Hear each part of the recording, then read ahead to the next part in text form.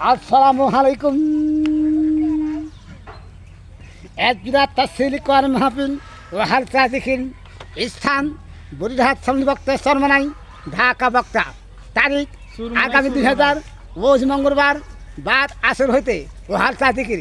উক্ত তফসিল কোরআন বক্তব্য রাখবেন মানা মোহাম্মদ মাগরুদ বক্তা আন্দেজুর ও অন্যনাম কিরামদুল। আপনারা ধরে ধরে ভিত দান করিয়া অশ্রেষ্ঠার হাতে করুন। মাহফিল ইন্তিকার কমিটি সিংহের তাবিরহাট।